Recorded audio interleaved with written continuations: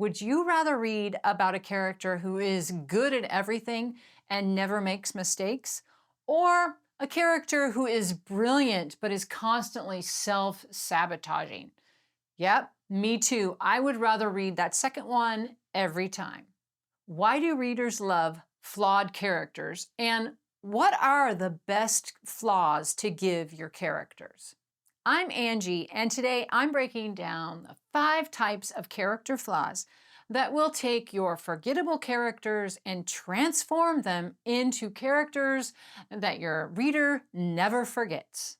I'm going to show you exactly how to use each one in your own writing so readers can't put your book down. Readers love flawed characters, not because they're flawed, but because they want to see the character overcome their weaknesses. The thing about character flaws, and honestly, I wish someone had told me this when I started writing, is that you don't just give your character these random defects. You want to give them the best one. Not all flaws are created equal. So you can give your character a lot of flaws and weaknesses, but if those flaws don't connect with the story's main conflict and force meaningful growth, all they are is decoration. This video is diving deeper than just quick writing tips, so get ready to take some notes. I'm going to show you 5 specific flaws that create the best character arc. But more importantly, I'm going to show you how to choose the right flaws for your story. Here's what I've learned after writing dozens of characters and analyzing hundreds of books. The best flaws are not random, they're strategic. They connect to your character's deepest fears. They create obstacles that are specific to your plot. And they create an environment where your character has to overcome that flaw in order to achieve their goal. Flaw number 1 is the fatal flaw, or what the Greeks called hamartia. Not sure if I said that right, but it's the fatal flaw. This is the big one, the character trait that if you leave it unchecked, it will destroy your protagonist. We're not talking just a weakness. This is a ticking time bomb. Think about Macbeth. So he doesn't just want power. His unchecked ambition drives him to murder, paranoia, and ultimately his own death. Fatal flaws aren't just for tragedies. In a redemption arc, the fatal flaw is what the character must overcome in order to survive. Think about Tony Stark.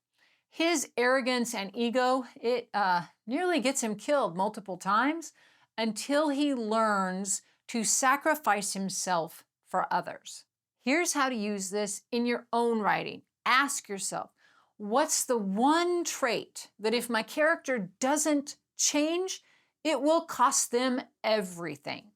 Then you want to build your entire character arc around that one flaw. You want to make it hurt, make it costly, make the change feel earned. A pro tip is make your character's fatal flaw directly opposed what the character really needs to succeed in your story. If they need to trust others, make them pathologically self-reliant.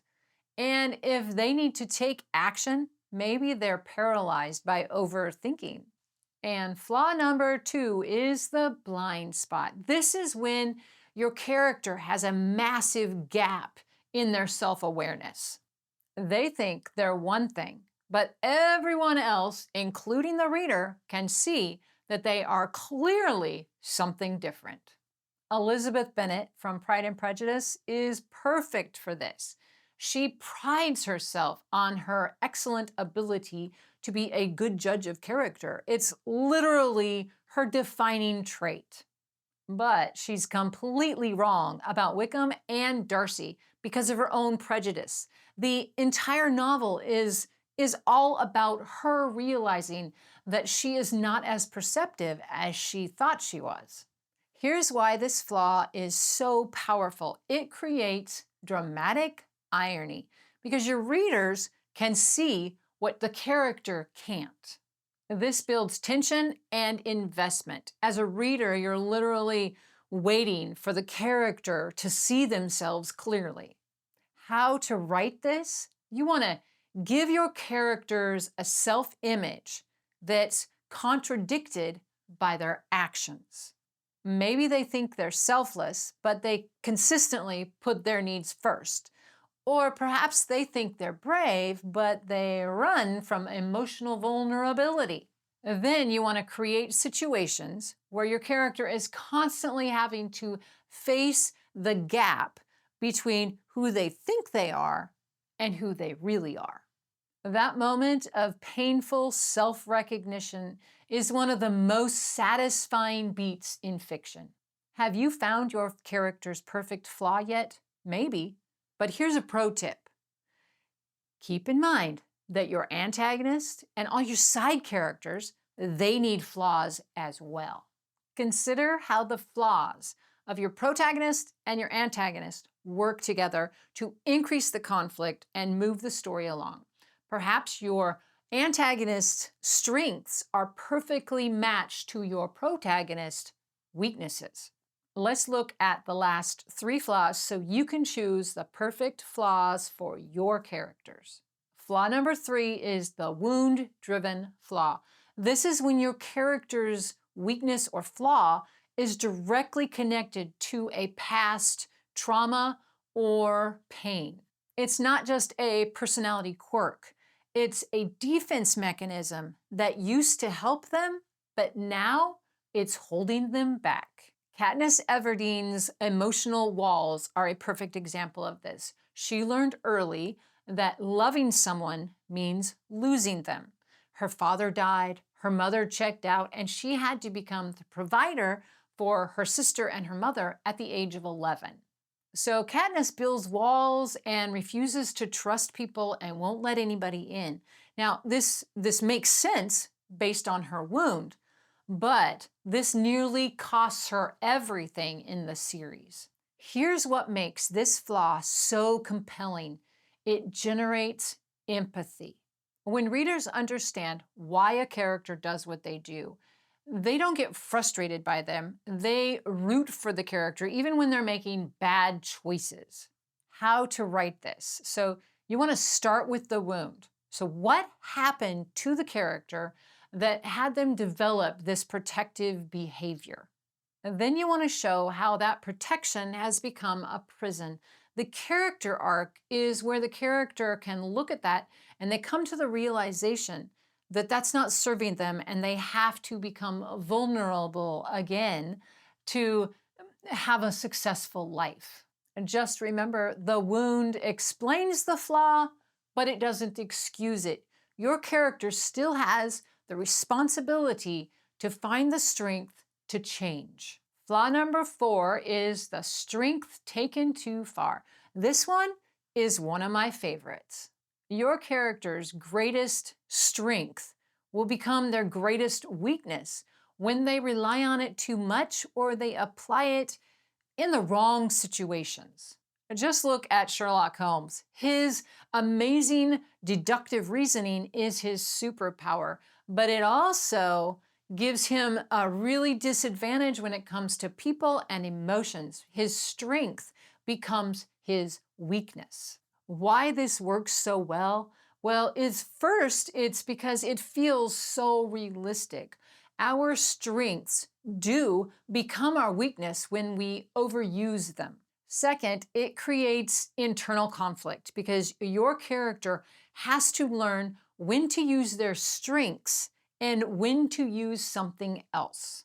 And third is it makes the character growth more subtle and more interesting than just fixing a bad trait. Here's how to use this.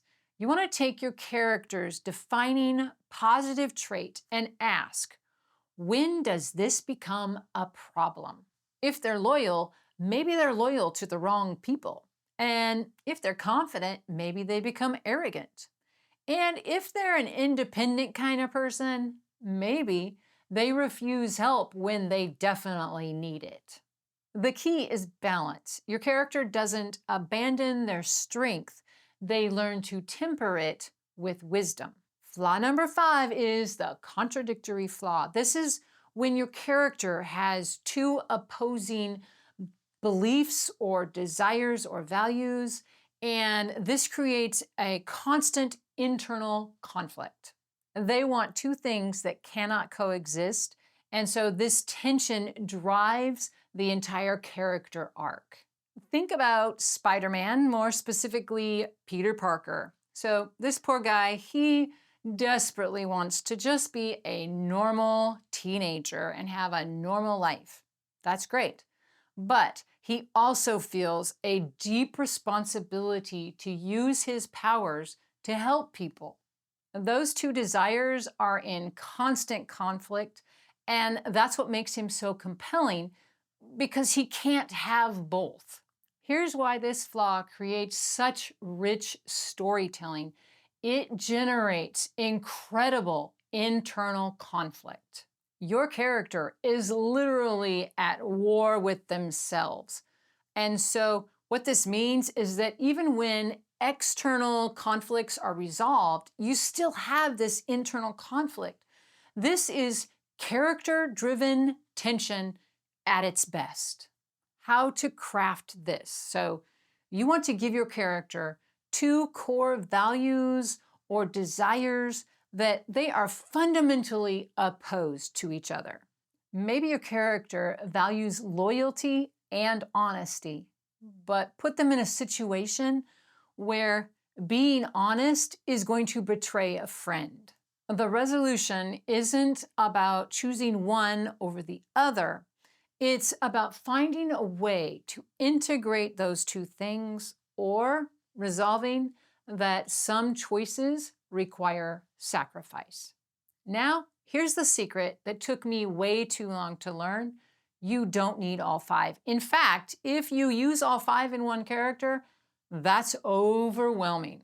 You want to pick 1 or 2 of these that fit your specific story. And here's how you're going to choose them. You're going to ask yourself these 3 questions. First, what does my character need to learn or overcome to succeed in this story? And second, what type of flaw will create the most conflict with my plot?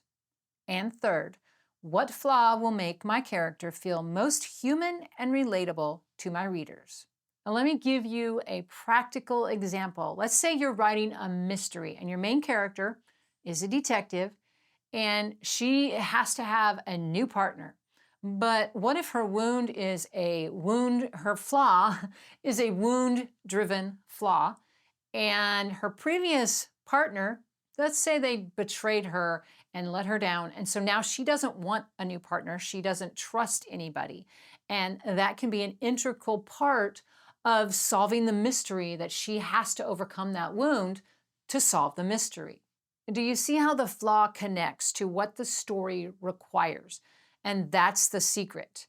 You want the character's flaw to make it harder for the character to achieve their goal, not just exist in the background.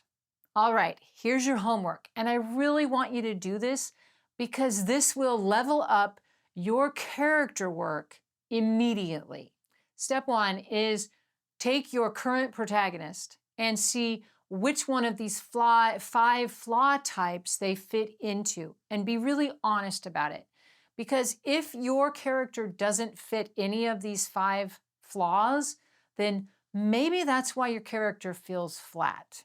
And step 2 is ask yourself, does this flaw directly conflict with what my character needs to achieve their goal? If the answer is no, well, you may have the wrong flaw for this story, and that's okay because now you know how to fix it. Step number 3 is take that character and that flaw and write one scene where that flaw costs your character something dear. Not just an inconvenience. Make it something, a genuine setback. Maybe they lose an ally or they miss a really good opportunity. You want to make it hurt.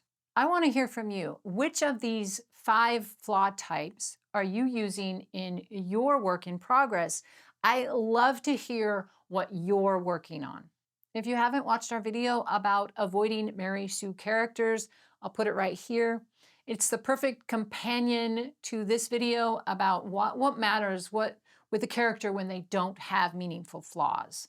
Go write a messy, flawed, unforgettable character. Give them blind spots and contradictions. Make them struggle and then make them grow. Thanks for watching.